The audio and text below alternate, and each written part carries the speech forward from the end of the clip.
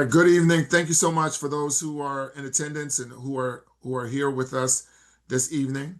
I am Dr. Kwame Morton, District Superintendent. It's my pleasure to be with you this evening. Joining me on tonight's panel are Mr. George Guy, our Director of Elementary Education, our Chair of our Elementary Enrollment Balancing Committee, Ms. Renee Chaffain, our Board President, Mrs. Gina Winters, board member Dr. Kirk Braddock, and board member Melissa Manzano. I also see a special guest has slipped in here as well this night, a director of secondary education, Dr. Neil Birdie, as well. We appreciate you taking some time to join us this evening. Um, tonight's event truly is an opportunity for us to hear from you around this topic of elementary enrollment balancing. We're going to go through a brief presentation just to share updates and information as to what's been done already, ultimately why we're here, and um, we. I'm sorry, this is my granddaughter. Hold on, baby. All right.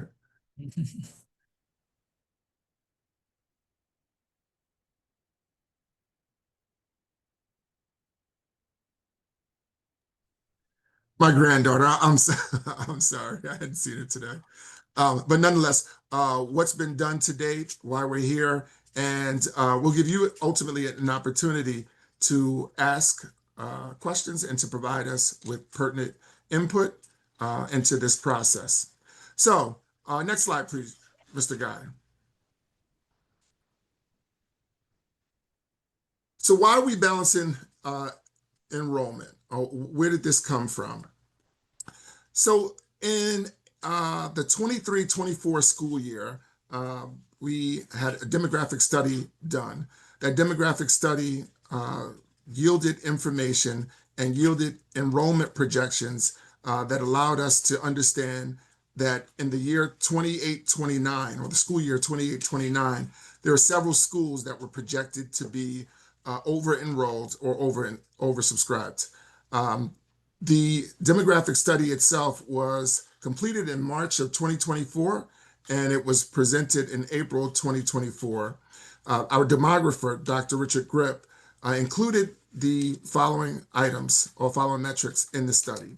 He took a look at population trends, historical enrollment trends, birth data, new housing development, community turnover, and home sales, amongst other items. Next slide, please. So, this presented the district with opportunities. As I mentioned, the projections indicated that there were 5 elementary schools that would be oversubscribed or would not have enough seats to meet the need of students that were projected to be enrolled by 28-29. Those schools are listed here on this slide. We have Clara Barton with 126 seats, Joyce Kilmer with 81, Richard Stockton with 56, Horace Mann with 50, and Woodcrest with 24 seats. So the true effort or true work really has to do with us ensuring that we're ready for the future while also maintaining high quality of experience for students and high quality of education. So the next piece that we explored is this concept of what drivers are we using to push forward the recommendations that the steering committee will make to the Board of Education ultimately. So obviously we will address and look at demographic trends and projections, the capacity and utilization of the schools. As I mentioned, there are 5 schools that are scheduled to be oversubscribed. Additionally, as we think about that, the demographic study itself contains information that assumes that every classroom at every school would be utilized to full capacity or for full classrooms of 22 to 26 students. In many of our classrooms across the district, we've made an effort to bring students back into the district, students that were receiving special education services, In many of those classrooms, the class caps differ from the full class caps. For instance, in our autistic support classes, the class cap is 6 students per class. So if the class was originally designated for 26 seats, we can only host 6 seats. That means there's a discrepancy of about 20 seats. And we'll see where that comes in later on in this discussion as well. But we consider geographic considerations and proximity. In other words, how far students must travel in order to get to school. We are absolutely considering the impact on students and families. And ultimately, our goal is to minimize disruptions to any of our students and any of our families, while also addressing the present needs that we have and the future needs that we have. Next slide, please.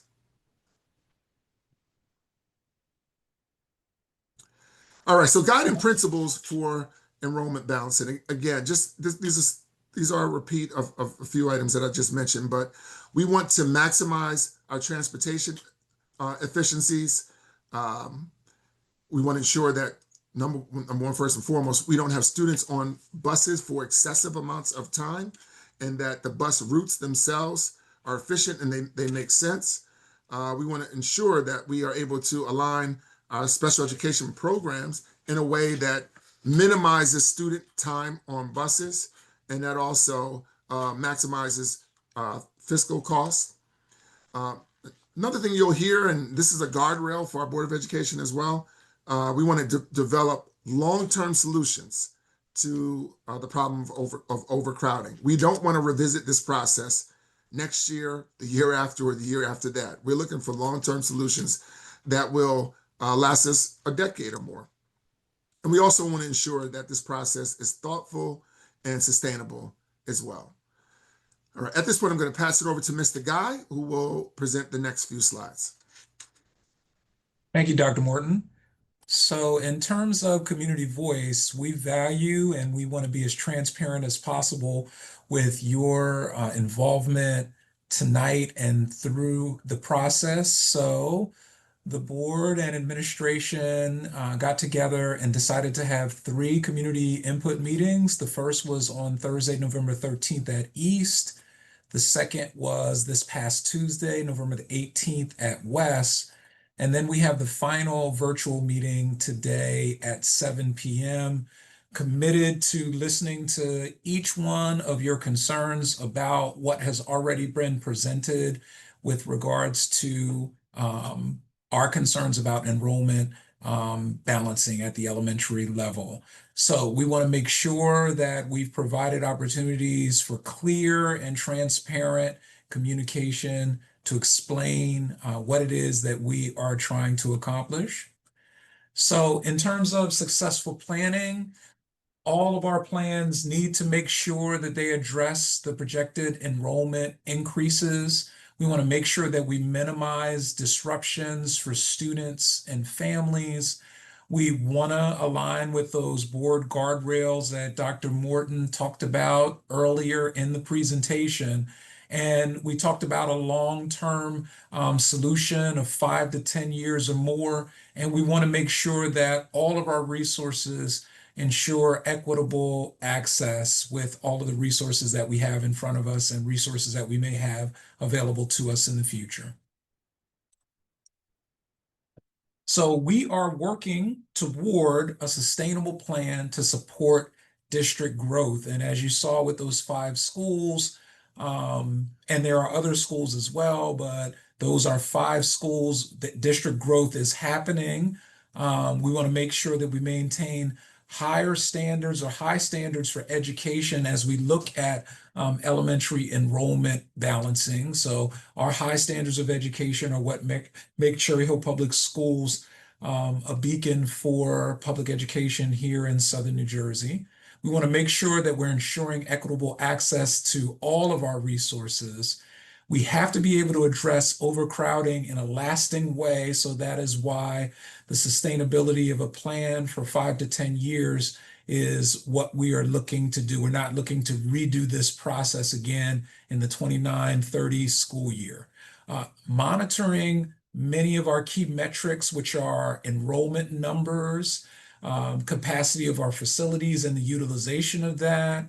Busing and transportation efficiencies have to be something that is one of our key metrics that we're working on. And we did not want to put a plan out without your voices, the stakeholder feedback that can give us insights into your thoughts about elementary enrollment balancing.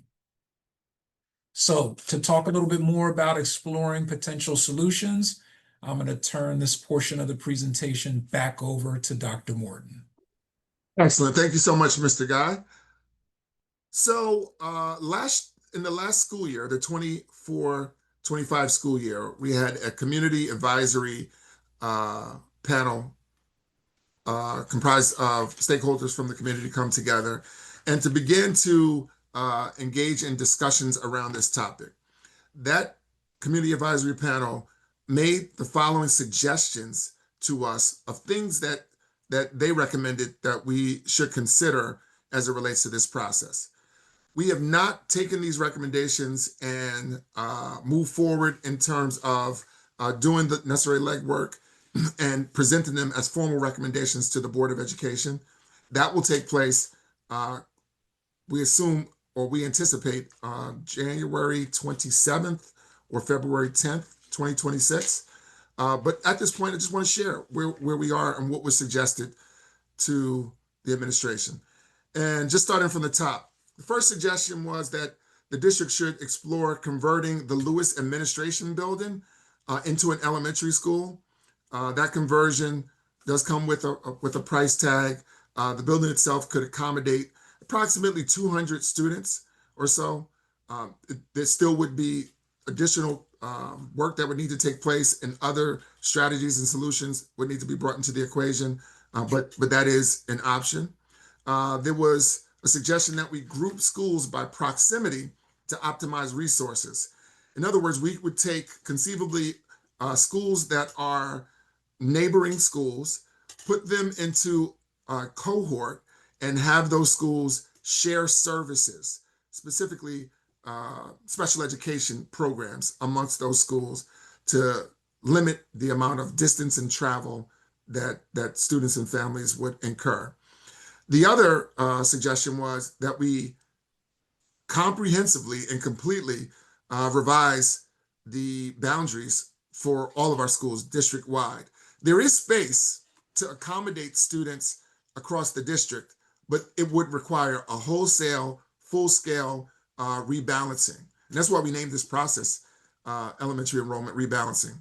We have not chosen any of these paths as of yet, and there have not been any formal recommendations given to the Board of Education just yet, because we wanted to receive feedback from the community. So we are taking this process very seriously. We've had 2 meetings thus far.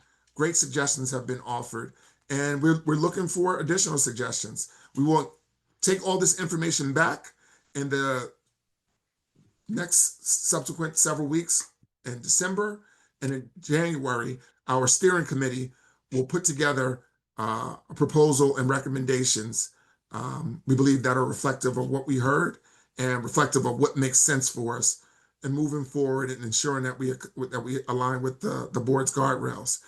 Just a couple of things before I turn it over to Ms. Trefane, who will give an overview for tonight and who will facilitate the rest of the session for us. There is a Q&A that's open. You can go into the Q&A and you can put any question that you may have in the Q&A. The Q&A will be answered for you, possibly. If we're unable to answer that for you, what we'll do is we'll be able to post the answers to the Q&A at a later date and a later time. Additionally, on the district's website, if you go on the main page, and Mr. Guy can't show it right now because his screen is on the presentation, but if you go on the district's main page and scroll down just a little bit, you'll see under highlights a small box that says elementary enrollment balancing. If you click on that, you can access all the information that we referenced this evening. It has the dates of our meetings. It has this presentation that we have here available there. It also has a link to the demographic study that was done. The board and myself did a discussions with Dr. Morton podcast that gives information as well. You can click on that and receive information in reference to that also. So with that said, I'm going to turn it over to Mrs. Sherfain, who will give guidelines for this evening, and we will start the input from there. Ms. Sherfain. All right. Thank you, Dr. Morton. Good evening, everyone. My name is Renee Sherfain. I'm one of the 9 board members that serve all of you in the community. I am here with 3 other of our board members tonight to hopefully have a good discussion, hear your thoughts and your inputs on this very long and difficult process that we've been going through. As Dr. Morton has said, we've had 2 very successful input sessions so far in person at both of our high schools. So we're hoping for some good feedback from you all tonight. Just a couple of things before we get started to make sure that we're being fair to everyone and we're listening and hearing from as many of you as possible. We will conclude the meeting at promptly 8:30 p.m. So in order to be respectful of everybody, we are limiting each speaker to 2 minutes. Mrs. Winters is in the background somewhere over there keeping our time for us, and she's also going to be looking at the Q&A. And if you are unable to get your hand raised in a reasonable amount of time to be called on, you can definitely share your question in the chat. The second bullet there really pertains to in-person. So instead of getting a number tonight, what will happen is as you raise your hand, I can see the order at which you put your hand up in the chat. So I will call your name. I apologize in advance if I misspeak and mispronounce anybody's name, but I'll call your name. You can, I believe you'll be able to unmute yourself and then you can answer or ask your question. And as Dr. Morton said, we will do our best to answer any questions that you have tonight. The purpose of this evening is really just to hear from you and hear any kind of concerns that you have, any perspectives that you want to bring to the table. So when we do go and make a decision and start collaborating on some of the data that we're gathering with this, that we can be mindful of everybody's perspectives and input. A few other things just to clarify the process with you all that I think would be helpful to understand. After tonight, what we'll be doing is gathering all of the notes that we've taken over the course of the last 3 minutes. We also have a survey for you that you can see the QR code up here, but we'll put that up during the rest of the evening. Oh, there it is. That's our QR code. This links directly to our survey that we have. So again, if you can't raise your hand, if you're not sure of putting a question in tonight, or maybe you leave tonight and you still have other questions, this will be open for a longer period of time that you can gather your thoughts and place them in here. We will gather all this information in December. Dr. Morton and his team will be sharing all of the data that we received, putting it together in a nice little package and presenting just the thoughts and perspectives of all of you at our December board meeting. In January, we are expected to have a tentative proposal of what our plan is. That will be the first time that the board is shared any potential plan that the district has, and Dr. Morton and his administration come up with for how we're going to move forward with this. After that meeting, what we'll do as a board, we've heard all of your perspectives. We will take that into consideration as we review what Dr. Morton is presenting to us. Then we are anticipating somewhere in February to March, we will be hosting additional sessions similar to these, but to present the community with the actual proposal that we have. So tonight is really just a place for you to share your thoughts and your concerns. Early spring, late winter, of next year, you'll see some more meetings coming along the way to give you an opportunity to see what we have proposed and then give additional feedback at that moment. We won't be voting on this plan and putting this plan into play until later in the school year, probably not until maybe June, somewhere around there. And we are anticipating this proposal and this plan will be effective in the 27-28 school year. So not the next school year coming, the school year after that. So we still have some time until this goes live, but we're doing all of this work now to make sure that we have a very solid and strong plan to put in place before it actually goes into fruition. As Dr. Morton had mentioned, the GRIP studies that we had, which is our demographic studies, are a projection for the 28-29 school year. So the reason why we're putting this into place a year early is to hopefully have everything hardwired in before we start to really see that imbalance take place. I think that is all I have for everybody. So I think we are good to go with starting with comments. Dr. Morton, did you have anything else before we began?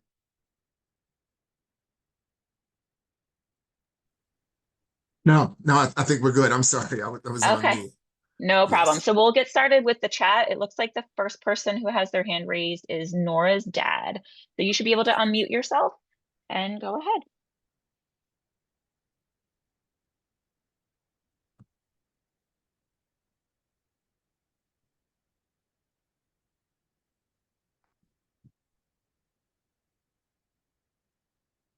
Maybe. Yeah, I don't think that they're here. We will. I don't see Nora's dad any longer. Oh, there we go. Okay. He's down at the bottom, but I actually see a question in the chat maybe from him. It says, are you considering having some Barton students attending fourth grade at Barton, fifth grade at another elementary school during the 29-30 school year, then going to middle school for sixth grade? My response to that would be, at this point, everything and anything is on the table. There hasn't been any solid decisions made at this point as far as who is going where. One of the things that Dr. Morton had mentioned is that one of the tentative ideas was to have schools designated to, for example, kindergarten through second grade, and other schools third grade through fifth grade. So we're throwing up any and all ideas, and this is definitely something that we'll write down as a potential, knowing that Barton is one of our schools that we're specifically focused on. So hopefully that answers your question. If not, please raise your hands again. The next person is Perry Cleary. Hi. Good evening. Hi, I had wrote a question in the chat. I wasn't sure if I should say it here too, but so I'm just curious if you guys, I know this is the beginning stages sort of, but so like I have a daughter in kindergarten right now, and her little brother will start in not next year, but the year after. So are you guys going to give any consideration to like siblings of students who are currently enrolled so that siblings are at the same school? Is it a possibility they could be split up if there is any kind of like rebalancing, and say we, my younger son would move to a different school? Are you going to try to keep families together? So that's definitely something that has been brought up in not only every meeting, but Okay. every committee meeting that we've had so far, is how we are going to be managing students and families that are both currently enrolled, and then like the split. Some of them are enrolled and some will be enrolled in the next couple of years or so. So we are absolutely being mindful of what that looks like. Our goal to the end of this process is to try to create a plan that is disrupting the district as little as possible. So that being said, it is absolutely something that we're discussing in this whole process, Okay, for sure. thank you. Unfortunately, I don't have any hard answers for that question yet, but I want to make sure that everybody knows that it is absolutely something that we are considering when we make the decision, for sure. Yeah, I definitely think that's kind of going to be a lot of people's number ones is, Yes, not having kids at two it, different schools in elementary school. yes, you're right. And but it's something that us as board members are thinking about too. We all have children in the district. So I 100% Thank appreciate you. that. Thank you. Okay, Kathleen Neal. Hi, Renee. Can you hear me? I can. Good to talk to you again. I've talked to Hello. cheerleading. Don't want to digress too much. My question is more about proof of residency, which I did bring up in the chat. And I know Dr. Morton had said it's an ongoing effort, but my daughter is now in third grade. I have not been asked to show proof of residency since kindergarten. So what my question is how are we confirming residency of current students, before we, switch to redistricting? What a really good question. That's actually not something that has been brought up yet. And I appreciate that question and that perspective, because I know this is something that we frequently discuss at a board administration level in general, but we haven't yet discussed it in terms of redistricting. So I will take that back as chair of this committee to make sure that we are that we at least have a process in place to ensure that we are looking at that when we make this decision. So thank you for that question. Thanks, Renee. Thi- Am I still on? My last Yep. thing with that is, I mean, my recommendation would be, can we look at that first before we jump to redistricting? You know, with all the apartment communities, we don't know how many people are maintaining residency versus moving. So I'm assuming Dr. Morton's going to jump in a second, but I will say that this is a process that happens in the background at all times. We actually have a person in the, I don't know if it's one person, Dr. Morton can speak to if it's one or more people, but we do have a system in place to ensure that students are registered members of Cherry Hill School District, and there are residents of this. I don't know if Dr. Morton has anything more to share about that process in general. Sure, absolutely. Yes. So it's an ongoing effort in the district.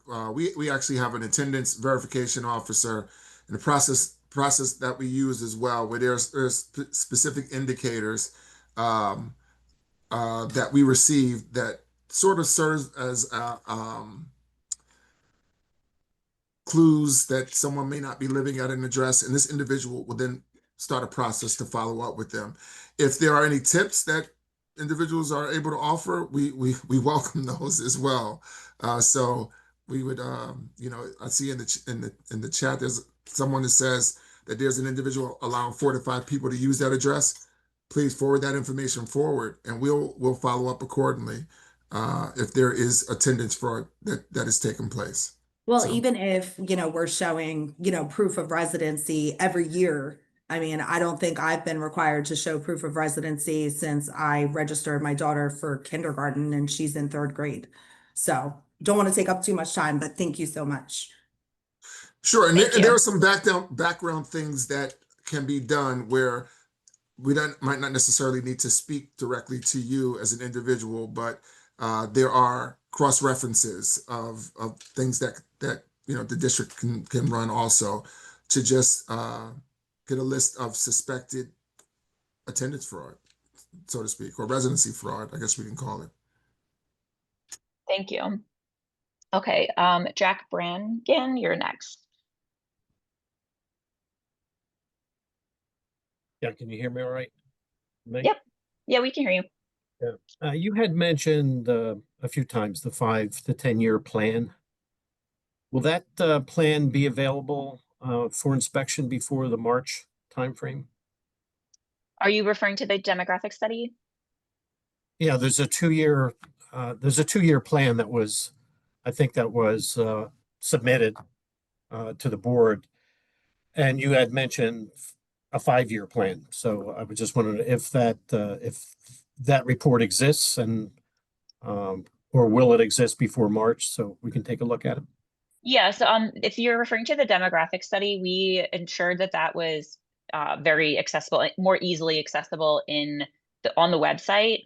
I know it was hard because we couldn't show how to navigate it on the actual screen here, but when you go to the home website for Cherry Hill School District and you scroll down just a little bit, you'll see 6 big boxes on there, and one of them will say elementary rebalancing. When you click on that, that'll give you everything that we have so far. So in that will be the study. The study is embedded in our documents from our board meetings, but you'd have to jump through hoops and climb mountains to find it because that system is pretty heavily inundated. But if you go right on that website, you'll see that study. I'm not sure what you mean by the 2-year plan. Maybe I'm not sure. I'm sorry. I'm not sure exactly The what you were. demographic plan, I guess. Okay, yeah. So that one is right on the website, and you'll find it. It was brought to our attention that it was not there last week at the East meeting, so we put it on in real time, so it was easier to look at or find at least. I had a second question. In the beginning, you listed the elementary school buildings and the projected increase, and I think some of them, I don't have it in front of me, but some of the buildings had like 25 projected increase, if I remember right. One of the buildings, I think, was over 100. But can we get what the total population is there? I mean, 25 does not seem to be a number that would put everybody into, overdrive to change things around. If there's 200 kids or 300 kids in the building to start with, it seems like a manageable number. That's what I'm saying. I remember one of the numbers I think was one over 100. But I'm Yeah, sorry, you're probably Mr. thinking of Brannigan, Barton. your time is up. Yeah, okay. Thank you for that. Um, Yeah, just to give a bit of perspective, Mr. Thane. So when 26 seems like a smaller, more minute number, and there definitely is credence to that. However, understand as well that what that could mean is that the impacts are that if you have any additional children move into that residency zone, they will be automatically bumped from that school and be required to go to another school because there isn't available space. Additionally, when you think about teachers who are encore teachers, our arts, our music teachers, they would not have a room. So what you would have is you have more teachers on carts who are traveling around, and poor working conditions for those staff members. And then there are, if you think about the content of music, for instance, if there's music next door to a classroom that is engaged in an ELA lesson, there's can be some disruption as well. So while a small number, it's still impactful. Thank you, Dr. Morton. Thea Olson.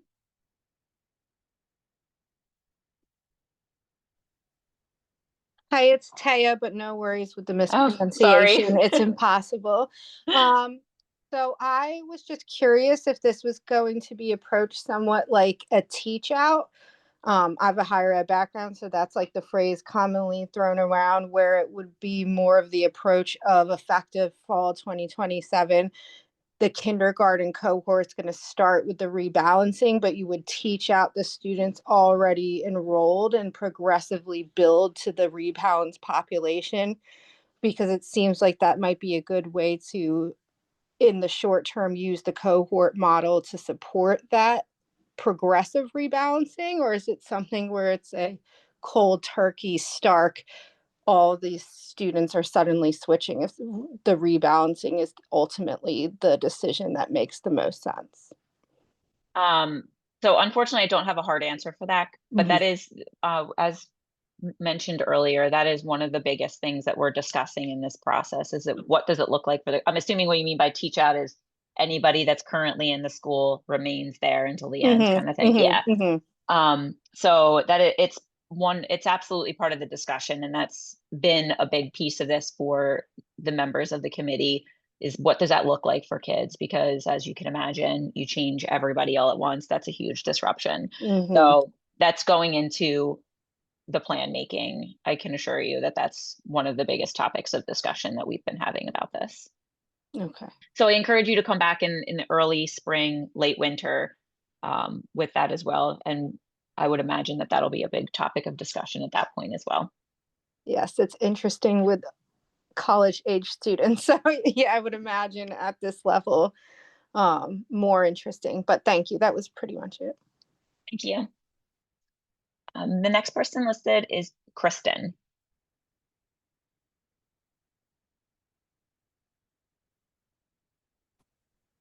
Hey, Renee, it's Kristen. So Hi. Dr. Morton had mentioned that full rebalancing of the district would open up additional seats. How many seats would that open up? I am going to let Dr. Morton take that one. If I understand your question correctly, you're asking if we were to rebalance the entire district, how many seats Correct. would it open? I think rather than having an answer for that direct question, I think we would be able to level enrollment in a way that ensures that there are relatively similar amounts of numbers of students across the grades at the various schools across the district. How things currently sit, we have some schools that are not as heavily enrolled as other children. There are seats that are available in those schools. You'll see that there's a greater availability of space in those schools. For instance, all the encore teachers have rooms and have space, whereas in other schools that's not currently unnecessarily the space now. In terms of how many raw seats there are, it's sort of hard to answer that question with also the district's concerted effort to bring in or bring back more students from the district who are in self-contained programs who normally would have been out of in an out-of-district placement, but now they're in district placement. So we're expanding our ASD program, or autistic support program. And as I mentioned, there's a difference in terms of the class cap. There's 6 students per class, ASD, compared to 22 or 26, depending Yeah. upon what level. So I'd have to run some calculations in order to figure out that exact number. But for the most part, we feel pretty confident that we can accommodate all students across the district if we were to evenly disperse them.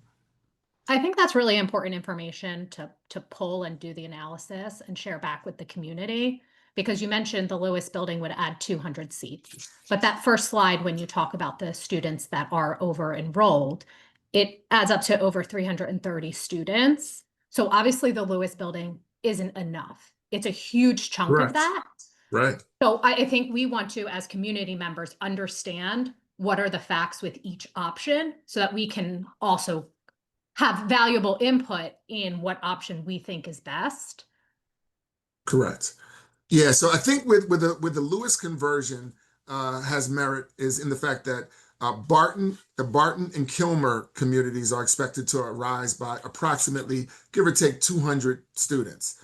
So naturally, the proximity or location of Lewis would allow for perhaps some adjustments to be made to allow students to slide into Lewis and alleviate some of the, some of the stress and overcrowding at those 2 sites. Okay, thank you. Thank you. Next caller is a number ending in 788. Name is Jeff Podowitz. A quick question. One is, what do you estimate the cost of conversion of the now administration building? What's your estimated cost, and where would administration go when that happens? And 2 is, I'm looking at the survey from Hanover, and one thing that I didn't care for was when you mentioned the fact that you would actually separate the elementary schools instead of K through 5. You may split that into 2, and I think that would cause a lot of disruption, especially with students with disabilities, when you're moving kids around and they're starting from scratch. So I hope you don't consider that at all. And 2 is, I thought you said that Sharp was overcrowded, but I guess it's not. But I don't know. I looked at the sheet originally, and there were a number of schools on the east side, you would call it, that elementary schools that are overcrowded. And what's going to happen with those schools? I think that's enough. Thanks very much. Thank you. And I want to make sure that I respond to hopefully all of the things that you just mentioned. So 1, the Lewis building conversion, although I don't have straight figures for you, I'm glad that you brought that up, because I think what a lot of people would need to understand about the conversion of Lewis into an elementary school, even though it's a physical standing building that if you look at it or go inside could easily be a school, the cost of converting it to a school would, it does exist, because it's more than just making sure the classrooms are there. It's filling it with staff, which is more than just a one-time cost. And as you had mentioned, also, where do we put all the administration that are currently there? So that one specifically is a really big decision for us. As far as the other schools, I think it's worth mentioning that every school in the district, in varying degrees, every school in the district have students at them that don't, quote, belong there. So it's not their home school. And I think that that's something important to note too. We've mentioned 5 schools. The 5 schools that we've mentioned are the schools that are facing the largest hardship when it comes to capacity. But every school in this district, which is why we are looking at the district as a whole, and we need to be mindful of the entire district with this decision, houses students that should be going to other schools but have been bumped out because of the capacity issues at that school. And it exists at every school. So that's something, and it's not even just for special ed programs, it's just because of when they started their enrollment in the district and what the capacity looked like at the time. So the goal for this whole project is to make sure that we don't continue down this path of constant rehousing and relocating of students outside of their quote homeschool. Oh, and then I think the last point that you mentioned about special ed is definitely at the top of our priority list as well. There was many commenters at both the East and West meetings that we had like this that made it very clear, and it's something that we, we're mindful of too at the board level and the administration, is that the more times you move children, the more disruptive it is, and specifically our special ed populations. We're trying to not only bring them back in district, but we're trying to bring them back to their home schools, back with their communities that they belong in. And we want to make sure that at the end of this process, our special ed kids are where they should be. And that's why Dr. Morton also mentioned strategic ways of placing programs so that if they do have to go to a different school, we can hopefully ensure that they're at least moving on to middle school with their family and their friends that live with them in the community. So thank you. The next, Mr. Fang, just to throw a couple figures, you figure for the conversion, the numbers that we have at the present time are anywhere between $10 million to $14 million for the Lewis conversion, in order to relocate staff and accommodate the amount of staff and the square footage that we need. The approximate cost of that we received are about $500,000, and that would be a reoccurring annual cost. So great question. Yes, thank you. All right, the next caller is celebrating their 20th Cherry Hill West graduation anniversary with me this year, Mr. Wyatt Strutz.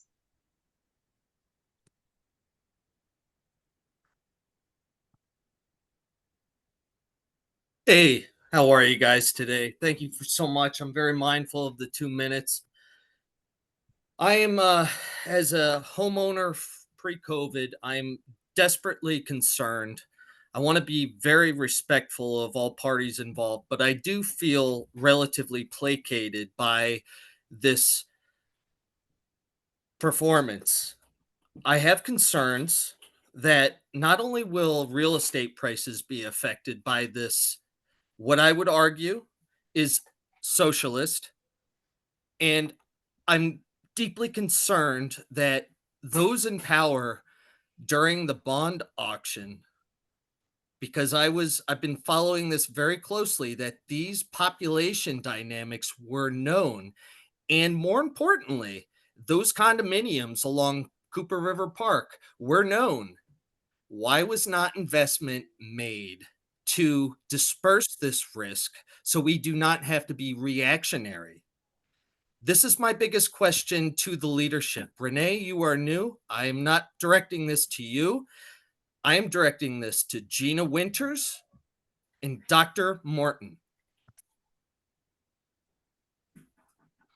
Well, I guess I'm not sure if you were on for the beginning of this presentation, but as I shared, there was a demographic study done in the 23-24 school year. That school year also corresponds with the time that I stepped into this role here. That information that we shared and the information that we're working from was finalized in March of 2024. It was presented to the community in April of 2024. The bond projects by which you are referencing were planned well in advance of the time that I was in this role. That planning goes back probably to 2020, 2021 school year. So I can't answer your question. I don't know the answer to that one. But what I do know is that there's a responsibility that we have right now based upon the availability of data that we have and what we received to act accordingly and to plan accordingly. And that's exactly what we're doing. So I don't really look at this as a performance. I look at this as an opportunity to receive feedback and input to inform a process. Respectfully, Dr. Morton, you're still on my 2 minutes. I'd appreciate if you allow me to finish if you allow me to finish talking. We're looking at this as a process to inform the recommendations that will take place in going forward. This is not an opportunity to engage in contentious conversation or conflicts. We want to hear what you have to say, and we want to hear tangible recommendations for moving forward.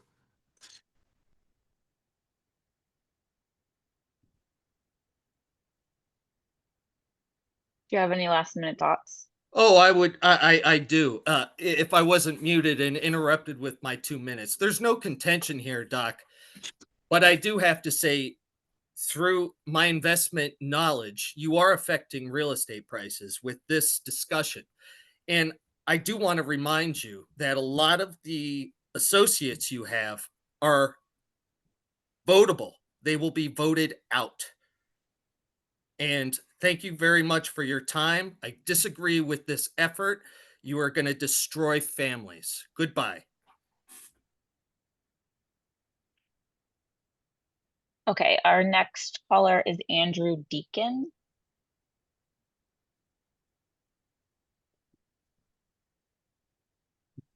Hi, good evening. Good evening. I had a couple questions because I'm coming to the party a little late on this one. But I don't know why a survey came up in 2024 of the population, and now we're kind of reactionary to try and solve the issue. I don't know why census data hasn't been looked at. Is there a reason for the spike? Is it because of the preschools? Is there another reason? And then on top of that, if we're looking at the data and we're looking at the population's rise, is this a spike, a temporary spike, or is this something that we think is going to be sustained? And if that's the case, like, how are we spending money on the schools? For example, Clara Barton just put on a new multi-purpose room.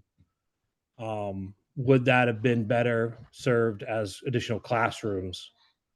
I'm not really sure how all that works. I don't know if Dr. Morton has any quick comments about the first part of that. I can speak to the last part of your question that you asked about the APRs. As you know, we kind of discussed with the last caller. Unfortunately, the decision making for the bond work was at a time where we weren't presented with the data that we're looking at now. The trends in increased enrollment have been there. This most current demographic study that we're looking at is just, I guess, for lack of way of putting it, what we're calling the tipping point. And we're trying to avoid getting to the point where our hands are tied and we don't know how to place the students that will be coming in at that time. The bond work, the way that works is the decisions were made when they were made about what that bond was going to pay for. And at this point, we can't adjust that because that is all said and done for. So when the bond was voted for and when it passed, it passed for the projects that were listed in that bond. There is a little bit of flexibility in the cost of that, in the sense that if something comes under budget, then that money can be reinvested. But as far as the actual projects that go into how we spend that money, unfortunately, that's not adjustable. But are they, if this is some sort of spike or a tipping point and we're just trying to get over the top of it, would it make any sense to try and look for trailers or something to help pad out the schools? And in that case, could we get funding from the state and federal governments to help with that? Yes. So at the present time, we haven't committed to spending any money. We haven't committed to any plans or anything. That's a suggestion that we'll take into account.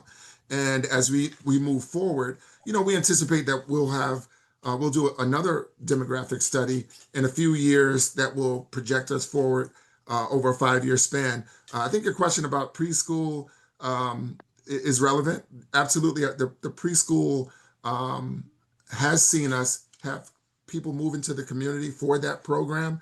That program itself is not at full scale. We're expecting hundreds more students to be enrolled within that program. And the expectation is that, yes, they would turn over and matriculate upwards into our elementary schools. So we're beginning to see growth from our preschools already. We're seeing, community turnover and housing turnover. But again, just to be clear, we haven't committed to anything. This is more of a beginning of a process where we're attempting to identify solutions and pathways forward. We'll present recommendations in January 27, slightly after the new year. But at the present time, this is just information gathering. Yeah, no, I do understand that and I appreciate it. I'm just hoping that we won't go with kind of a quote unquote easy solution of redistricting over probably a harder solution at trying to gain funding for, additional temporary resources. Right. Thank you. Thank you. Thank you for a comment. And I can assure you that all of us at the board have over the last so many years have advocated really well and hard at the state level for additional funding. I've personally sat in front of the state asking for more money. We have a fair funding committee in the district that's run by some very eager and aggressive people, and I say that with the most love and respect. So I do want to assure you that we're not doing this as the easy way out. This is just a process at which we're trying to manage as best as possible and looking at every avenue. And I think it's pretty safe to say that it's not going to be a one and done kind of thing as far as what we're exactly going to do. It's probably going to be a few different things that we're looking at when it goes into this. Because as you saw, the cost of converting the Lewis, even if we decide to go that route, kind of it's like a ripple effect. We need to consider what doing that is going to create and what we have to manage as a result of doing that. So it's going to be multi-leveled, and we'll definitely do our best to make sure that we're making the best decision for the long run. The next caller is Natalie Malin. Hi, good evening. I thank you so much for this opportunity. My goodness, so sorry. My question is mainly to expand on the cohort discussion that was in the beginning about a possible cohort of schools and how that relates to special ed. I know like there's no set plan right now, but what would that look like? I'd be very interested. Would that mean different therapies would be moving about between two schools? And I thought it was interesting in the conversation earlier that the thought of there also could be a possibility of siblings moving to different schools, and then the special ed, like a child in special ed that is a sibling of the students moving, staying in a school. So there's a lot of dynamics I think that need to be thought of, and I'm sure are being thought of. And with the teach it out concern brought up, is there a possibility of like fourth and fifth graders like possibly staying, or like establishing a cutoff of where we draw the line of how students are moving about? And then I would be really curious if the Lewis building isn't an option, how that would flow, for what neighborhoods would flow into there, and if special ed would be there, and how the special ed programs will now be laid out. Like that, I think it would be really important going into the next year to have laid out for families. Thank you. And I definitely want to make sure that everybody knows that we have not made any, well, the board hasn't even been presented with any information or suggestions so we haven't made any concrete decisions on anything. And I think everything that you mentioned is our list of top priorities to consider, because we haven't made any decisions or even received a recommendation on how and what it would look like with students being moved that currently exist in schools. I personally I am very interested to see how that goes out, because that's a top concern of mine. I would like to defer the question about the special ed programming to Dr. Morton, as I am far from an expert on what any of that would look like. And that is definitely an administration level question. Thanks, Renee. Right. So it's all hypothetical at this point. We haven't done our due diligence, or we haven't really moved forward with the recommendation and had an opportunity to do diligence with looking at numbers of students based upon their classification needs. So at this point, it's very, very difficult to answer that. It has been made as a suggestion, But again, we haven't explored it as a hard recommendation at this point. Again, this is information gathering for us, opportunity for us to hear from the community about thoughts they have for moving forward and considerations as we think about the process.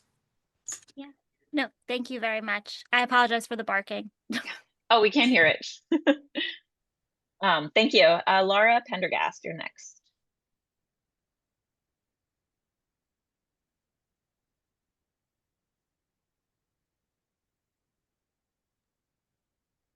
Yep, now you are able to unmute. All right, can you hear me okay? Yes, now we can. All right, great. I am calling on behalf of CPAG leadership, and I'd asked a question in the chat, but I just wanted to go ahead and give some input about areas that might be particularly important. One, we've heard a lot of families talk about the importance of their kids staying in their homeschool when possible, and when not possible, being close to their homeschool. So that's an important priority for many families. And another issue that we've heard a lot about is that currently the elementary special education programs are not necessarily aligned with the middle school special education programs.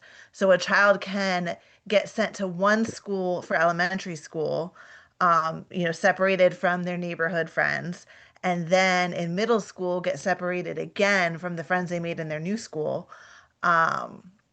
Because their middle school doesn't offer the same special education program. And so if we could work on fixing that alignment as part of the process, that would be really useful. And I'll email you with additional comments too, but I wanted to just share that perspective. Thank you. And I think that last piece that you mentioned about the middle and the elementary school special ed programming, I would say specifically is the largest topic of discussion when looking at this.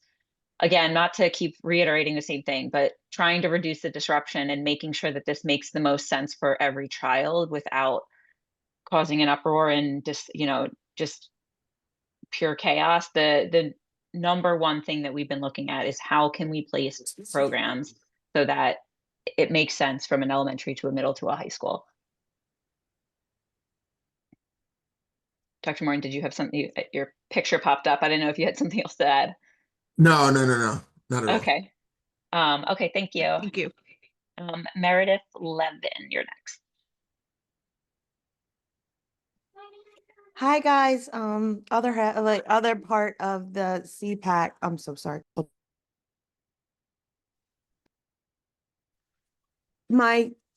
I'm sorry. I actually can't answer. My son has decided to get involved right now. So thank you anyway.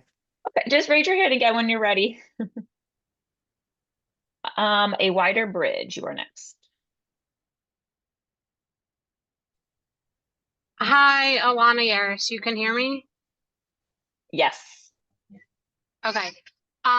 If the discussion point is, or one of the options is to convert the Lewis building into an elementary school, it's my understanding that Lewis is located in the Kingston neighborhood where another elementary school already exists. Is it possible to look at a building on the far west side of town near the mall or where there's housing where the families that send from Kilmer and Barton, which are the heavily populated schools in the scenario presented, that falls within that budget that was mentioned by Dr. Morton, to be able to have a 13th school instead of paying the annual fee of the estimated $500,000 plus the 10 to 14 million to convert the building. This way you're not paying that annual fee and you're just paying the one-time fee of a building to open a new elementary school. And as the chair of the Fair Funding Committee for the district, I understand that money is very tight, but at the same time, looking into the future of only having to do this once, the place that is missing a school is the far west side, not Kingston, not the middle of the district. So thank you for that. And That- that's actually not something that has been brought up, at least in these 3 meetings yet. I can't speak to if we have looked at real estate at all throughout the district. I'm not sure if Dr. Morton has any insight on that, but I'll definitely keep a note of that. And that's something interesting to see if there even is something that exists that would house enough students or could be converted into a school. Yeah, I think the thinking around the conversion of the Lewis facility is just the fact that it's already a district-owned property that's in pretty good condition, and it would just for the most part need cosmetic renovations. We have not at this point looked into any property acquisition just yet. That has not been part of the plan. We believe that the cost would be exorbitant, and but it's something that I guess we can look at and see where the numbers fall. Thank you. The next caller is Kristen. Hey, Renee, it's Kristen again. Hi. I just am looking for more transparency, and I would like to see multiple options with pros and cons shared back out with the community after all of these intake meetings. So that way we can be a part of what the recommendation and decisions are. So when, the people that we voted to be on the Board of Ed are actually taking our points of view as to what the viable options are and what we think is appropriate. So how can you bring this information back to the community with more details and options so that way the board members have our input as well, not just the committees? Yes, thank you. And this actually got brought up at West on Tuesday, and Miss Winters spoke a little bit to previous processes that have been done very similar to this one. And well, I wasn't there on the time, but everybody has learned from that process. And a reason why we're having these meetings is to ensure that we're doing it a different way, not only to ensure transparency, but to make sure that everybody's voice is heard before there are the options on the table and we're faced with making the decision. So after tonight, this will be our last meeting to gain input. The survey, I'm sorry, Dr. Morton, I'm not sure how long we're keeping the survey up. I believe it's for at least another week. The survey will be available. You can always email us or the administration with additional comments or concerns. But all of that information that we gather will be compiled. The administration is going to present it at the board, I believe the second board meeting in December, with just preliminary data. The second board meeting, which I believe falls on January 27th, will be the first meeting that a tentative plan is presented to the board. That will be the first time that anybody has the opportunity to see it, hear about it, and to start brainstorming perspectives and ideas on it. Then in the early spring, we don't have any dates in place yet, but in the early spring, there will be dates for exactly what you said, for us to present the different options, costs, what it looks like for enrollment, the whole big picture. So we'll have that opportunity to present them. There will be additional sessions just like this for us to hear what you all have to say about it, digest the information, just like we will have the opportunity to digest the information, and then we'll move forward from then. So what's presented to us in January, I would assume, will probably not be the final version. There might be some tweaking. There will be opportunity to adjust and move forward as we need to. So keep an eye out for, and we'll make sure that all of this information is continued to be posted through the district social media, reposting through our own social medias, but keep an eye out for somewhere in the February, March area where you'll see meetings pop back up just like these, so we can have exactly what you said happen, so everybody can see what we're working with more data than tonight. So I know that it's frustrating that we don't have a whole lot to show you all, but it's because we haven't gotten that far yet, and this is really just a way, and before we make a decision, then hear from everyone's perspective, just to have to walk back on and re-decide where we're going with this. We felt it was the best way forward with this was provide an opportunity for everybody to give preliminary thoughts and perspectives. Dr. Morton and his team will be putting together the plan, present it to us, and then we will, walk through it and look at what they have to show. Okay, great. Thank you. Thank you. Hi, everybody. I don't want to interrupt, but I'm the unofficial timekeeper. I just want to keep us honest. It's 8:05 right now. I do see that there's a couple hands raised that had been raised before. So I'm just going to recommend at this point that if you've already spoken once, we give everybody a chance to speak at least once before we go back to hear additional comments. If you have more things to say, I've been very busy on the Q&A function trying to answer as many questions as I can. There's also the survey that you can scan with your phone and you can send us information that way. Sorry, Renee, didn't mean to interrupt. Just trying to keep us honest here and make sure everybody gets a chance. Yes, that's fine. So the next, but we have not heard from yet, is Laurie Neary, and I'll call on the person we haven't heard from after that.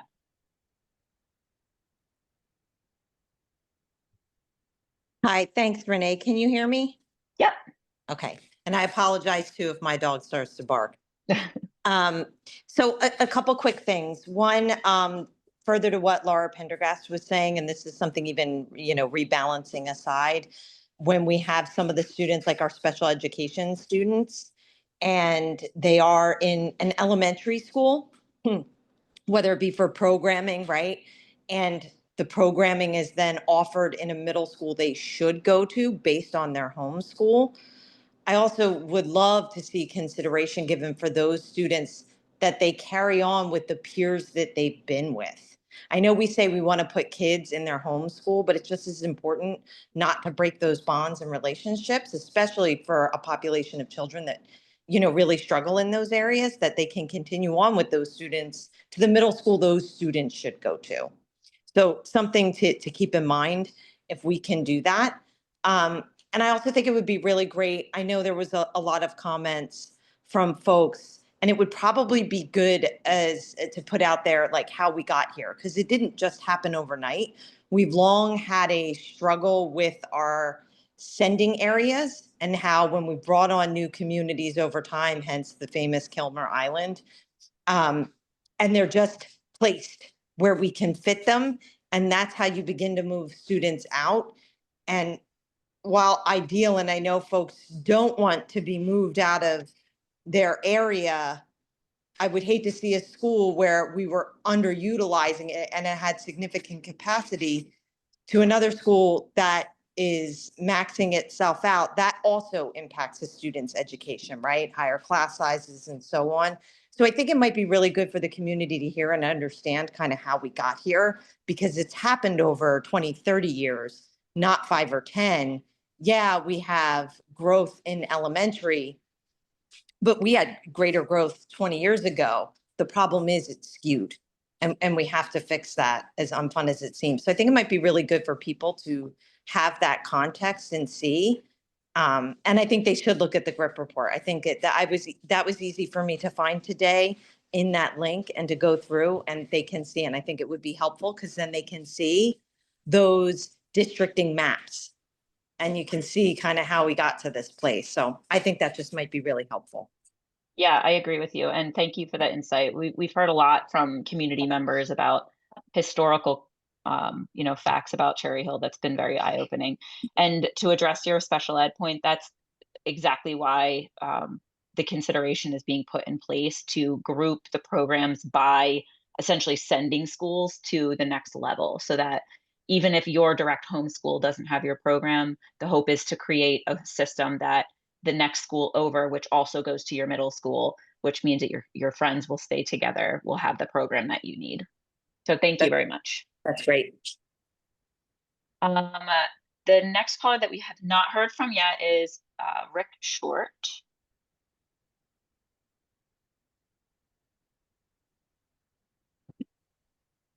Hi, Renee. Can you hear me? Yes, we can. Okay, great. Hey, I have two questions. The first question is, will the urban planner report be updated by January 1st? Like, will we have an updated one by January 1st? It's kind of a true false question. So I don't know if you can answer it, Renee, but maybe Dr. Morton can, whether we'll have an updated one on January 1st, 2026 from the urban planner. True or false?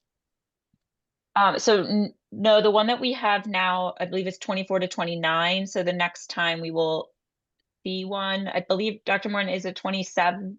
I don't want to misspeak.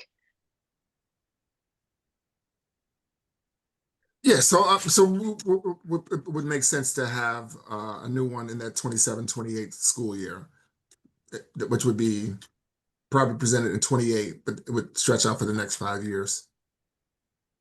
Okay, my Thank second you. question, thank you. My second question is with our pre-K, is there any mandatory thing that we get to 1700, you know, in the next 2 or 3 years? Like, could we just get to 1,000 and then get the other 700? So maybe we could use some of the money if we wanted to build new classrooms, like the 5 I think we need at Barton. Like, is it a mandatory thing that we get to 1700 in 2 years or something? Is there a law? So the way that the preschool funding works, it's completely separate from the rest of everything that we get and look at. There are goals that are put in place by the state that we have to be at, I believe the figure is 90% of what our total is, which is that 17 that you're talking about.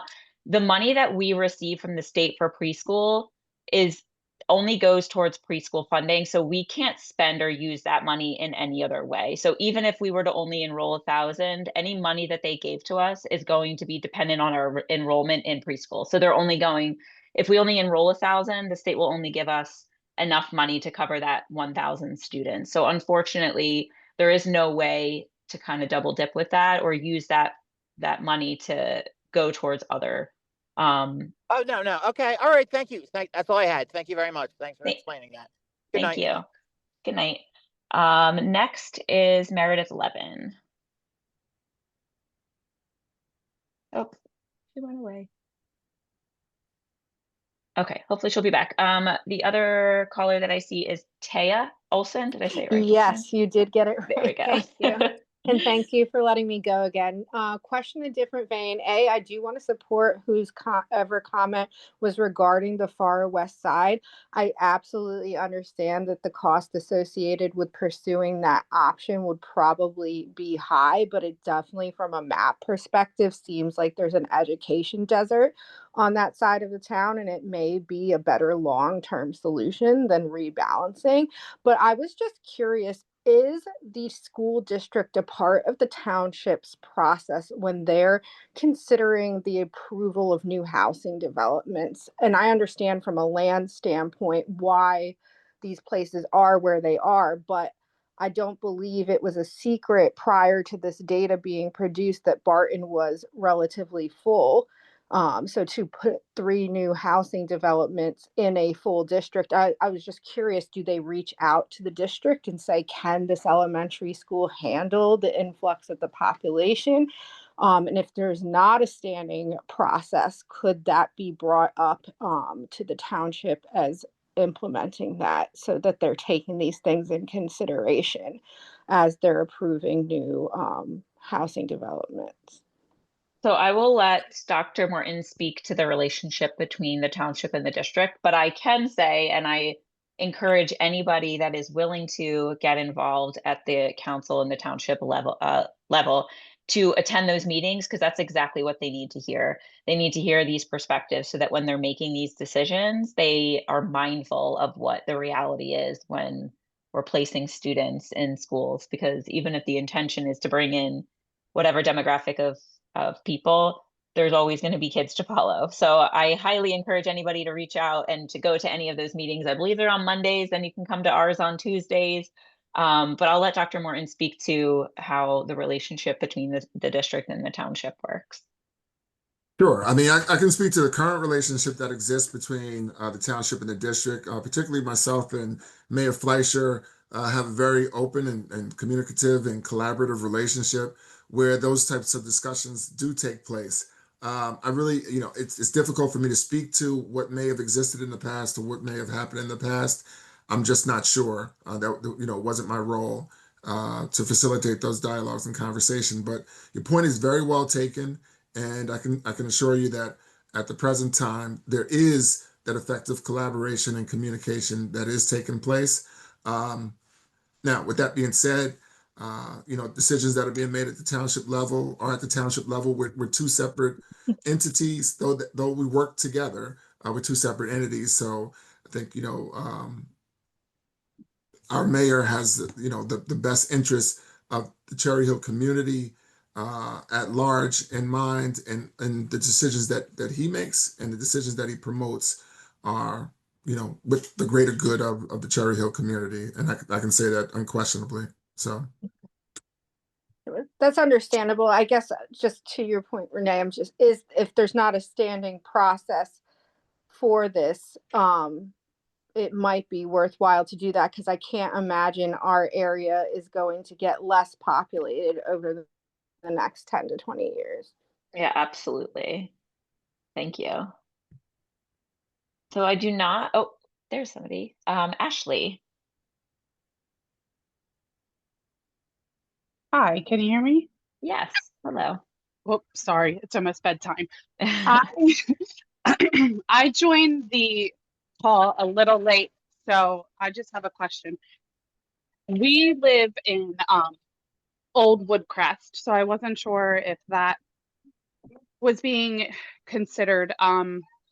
My daughter goes to Woodcrest, but theoretically speaking, Horace Mann on the mile marker is closer. I mean, I do have a younger daughter. Is this going to affect possibly them going to separate schools in the future? So I don't know if I missed that or whatever have you. So I would just like a little more input on that. Sure. And I guess what we've been discussing throughout the meeting is that there haven't been any decisions made. There haven't even been any plans drawn yet. So the board has not received any potential proposal for the direction that we're going with this. This space here is just for us to hear your perspectives, which is now noted. And you share a lot of the same question and concern that many of the rest of the community members have about how will this affect their children, how will my neighborhood be affected, those kind of things. So we will have additional meetings after tonight to display the options that we're looking at and to be as informative and transparent about what the reality will look like. So I encourage you to stay up to date with this discussion and to participate in our roughly early spring meetings that we'll have when we'll have actual data and a proposal to show to all of you. Okay, yeah, that's great. Thank you so much. Yeah, I have a much younger one, but it will affect us at some point. So I appreciate that. Thank you. Yes, absolutely. Thank you. I am not seeing any other hands raised. Does anybody have any additional questions, concerns? I'm not sure about the chat. I know Miss Winters is keeping track of all of this.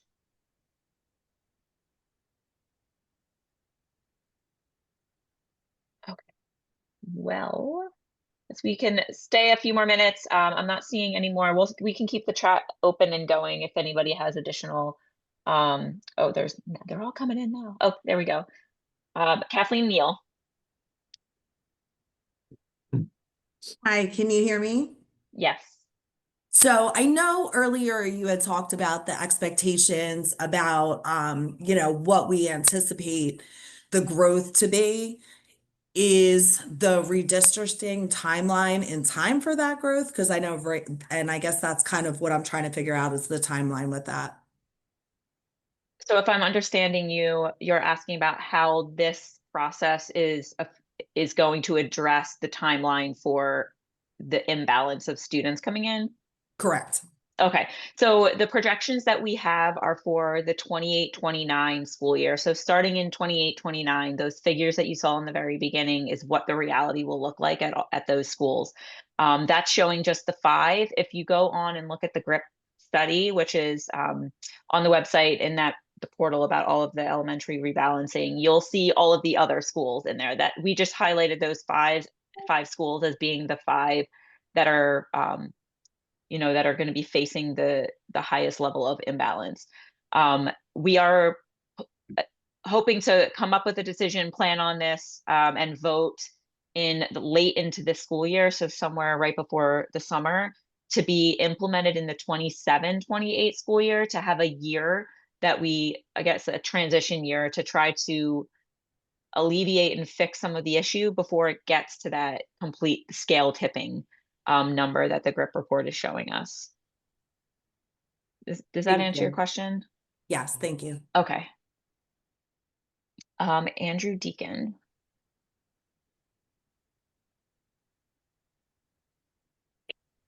All right, thank you again. I appreciate it. I have a quick question on, we were talking about the study that was done 2024, and you mentioned that the previous demographic study was done in 2019. It seems like a huge oversight, no, to do this on a 5-year basis. Why wouldn't we look yearly at census and tax information to try to chart these schools, better prepare for it? Because now it seems like we're 2 months out on a decision, or where we're coming up with a major solution when we could have been planning for years. I can't speak for the like planning for years portion of it, but I will say that although I can't begin to fathom what a demographer does in the daily life of the demographer, but I do know that a lot of the trends that were presented to us last spring, or the data that was presented to us last spring, incorporate both annual and grandiose data. So I definitely can't speak to how the algorithms and the calculations work on Dr. Grip's level, but that's part of his process, and what he has done is tracking the trends, looking and comparing and making sure that it's incorporating all of that data. So yes, it might seem like we're looking 5 years, but it's a gradual calculation of the trends over those 5 years, if that makes sense. Yeah, I mean, I understand what you're saying, but that doesn't make sense to me. I think it seems extremely short-sighted for us not to be forecasting out where we anticipate our populations to be, and where we anticipate school enrollment to be. And we obviously missed the ball on the bond to get proper things in place ahead of time. But I feel like it's something that could have been solved by at least some pre-planning. So I definitely appreciate that. And one thing that I will say in reference to the planning ahead, the farther we go out with trying to forecast what like if we're trying to solve a problem that will be 10 years from now, the farther we go out, the more essentially unreliable those numbers will look at. If looking at trends over the last year, 5, 10 years, you'll see that this is a slow creep. As one of our previous callers said, like this didn't just happen overnight, and it's a historic and consistent compiling of issue. We've gotten to a point where now we really just need to act right now. So I definitely appreciate what you're saying, and it definitely feels like that. But from a current administration and board perspective, we're trying to make sure that we at least, I guess for lack of a better way of putting it, put a stop to continuing the trend. But I hear what you're saying, and I'm very mindful of what you're saying. Yeah, I just feel if there's a complete redistricting kind of thing on the table and we have to make a decision and we're up against the decision, then we've kind of missed the ball at some point. And now we're just trying to scramble to solve the problem that's on top of us now. Yeah, I appreciate that. Thanks. Thank you. Yeah, and just to reemphasize again, the demographic study itself, those numbers that we presented come to fruition in the 28-29 school year. 28-29 school year. When that report was initially presented to us, we were looking for 4 school years beyond where we were. So we're still a little bit away from that. And as I mentioned, as we approach that and we look to implement anything that's decided now, that would be the 27-28 school year.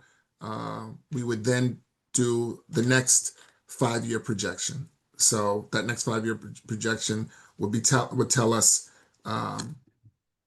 considerable amount of information, and we'll adjust accordingly as well as we continue to move forward. It's very difficult for us to answer questions about 2019 and 2020. That was also during the COVID time, and we were coming out of COVID. I can say the board was very adamant about launching this latest demographic study earlier than what would probably be normally projected. because of just the disruption that COVID caused, and it just threw numbers in an upheaval. So it was actually a very wise decision to do this new demographic study, and again, we're acting on the information that we received from that study, rather. I think we have time for two more. Meredith Levin, hopefully we can hear from you now. Hopefully this works. Can you There hear we me? go. Yes. All right. I'm so sorry about before. Okay. I just want to bring a perspective. I can't believe I'm about to say this because time is a thief. But the first time I sat through things like this was 9 years ago-ish, when my oldest was, a baby coming into first grade. I'm a lifelong Cherry Hill resident. I went to all the schools, and I am now one of the leadership for the CPAC. And a couple of things that I think that our new parents, people who are hearing this for the first time, need to consider and think about is this isn't the first time these conversations have happened. Dr. Morton just talked about it. Lori Neary hit on it a little while ago. I remember sitting through this as a newer parent with the middle school redistricting, and when you guys were talking about elementary, the community didn't respond very well. Again, the same kind of fears that you're seeing right now and you're hearing right now. But I have to commend the district, especially the board and all of admin, for seeing that panic that parents were having and feeling that they were voiceless in that time. And you guys really, you're taking note of that and giving the parents a voice in every way that they can have. So again, the idea of people saying you weren't planning, you did, you tried, you really did. I was part of those meetings. I saw it. And so instead of just kind of putting a Band-Aid on a hemorrhaging wound, you guys are coming back to the operating table and trying to figure it out. So I appreciate you guys, like honestly, as a member of just the community. I do. I know this is not an easy job right now. On the other note, as a mom of two special needs children who never went to not never, 1 year he went to his homeschools, who didn't go to his homeschools, it's really refreshing to hear parents right now so concerned about the special ed community.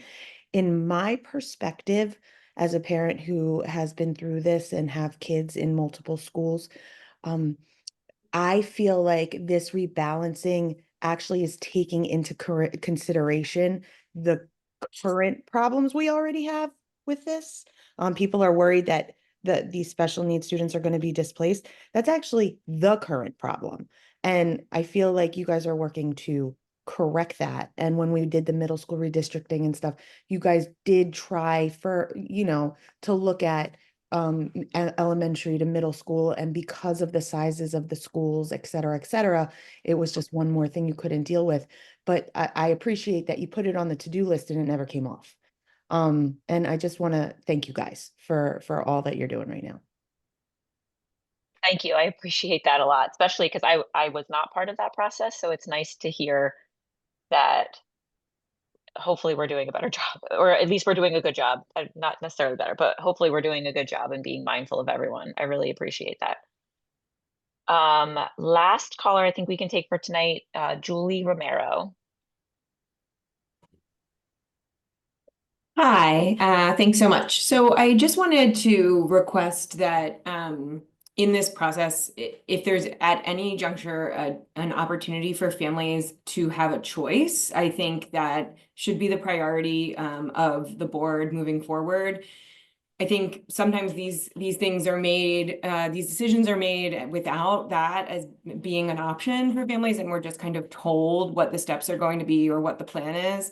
And that can often create a lot of distrust or just negative feelings about it. But if there is opportunity for choice, I think you might find a lot more consensus through the process. So that's what I would like to request that you guys integrate throughout the solution, is the option for folks to perhaps choose within certain parameters, obviously, but I think we dismiss that and think that it's complicated or harder to do, but that can breed a lot more problems in the long run. So I would just kind of put that out there as something to think through as we look at solutions and try to create opportunities for choice, because I think A lot of families can understand the challenges that we're in and want to do what's best for them and their family. So an option for choice might be able to help do some of that. Thank you so much. And I see that there's some people echoing your concerns in the chat. So thank you very much for that, that input. And it's something we will add to our notes and consider when we come back to you guys in February, March. So thank you everybody for calling in. We appreciate your time taking out and attending the event tonight. We have a thorough list of all of your questions, concerns, comments. I encourage you to continue to add your thoughts to the survey that is still live, and continue to follow. Our board meetings are every other Tuesday. There, you can find them listed on all your weekly emails from your principals on the district website. It's all out there. Continue to stay involved, get involved, and thank you. Thank you so much. Have a great night. Good night, everyone. Good night.